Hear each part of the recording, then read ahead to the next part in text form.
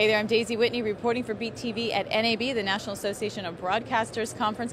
Ongoing issue in the video business is what is happening with Adobe's Flash. We had the chance to talk to Mark Randall, who is a chief strategist at the company. Here's what he had to say about the great Flash HTML debate. Mark, so much attention these days with Adobe is centered on Flash versus HTML debate, the absence of Flash obviously in products like the iPad and the iPhone. Where do things stand with that? There are a lot of folks who think Flash is becoming outmoded. Well, that would be, I think, an incorrect assumption because, first of all, Flash usage is increasing across the web and in devices and even in the living room.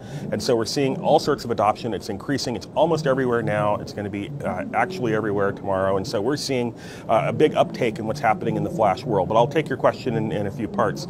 So first of all, Flash and HTML, because I don't think it's right to characterize it as versus, because Adobe authoring tools, which is really where we make our money and how we help people, you know, the playback is something that people can download for free.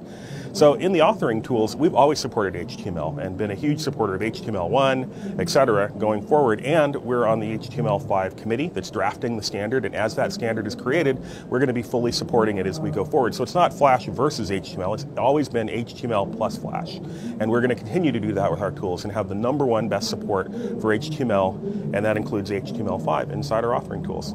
So how big a deal is it that you're not part of the iPad? You know, it's up to Apple and, you know, indirectly up to Apple's users as to what they want to encourage Apple to do. Obviously, Apple's created some great products. They've chosen, for their own reasons, not to put Flash in there for now.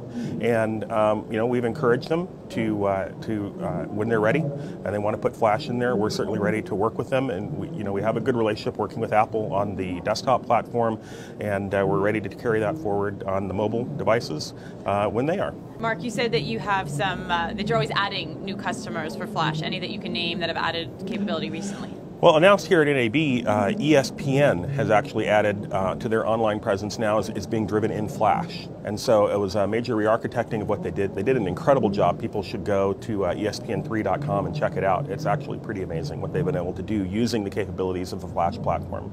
And you also have an integration with Google Chrome, is that correct? Yeah.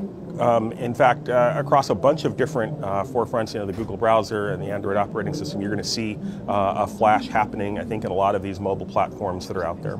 The final question for you on the whole Flash issue is, for independent producers who watch this, who are kind of thinking of it as a Flash versus HTML debate, or who are thinking of switching off of Flash, what can you tell them about why they should stick with it?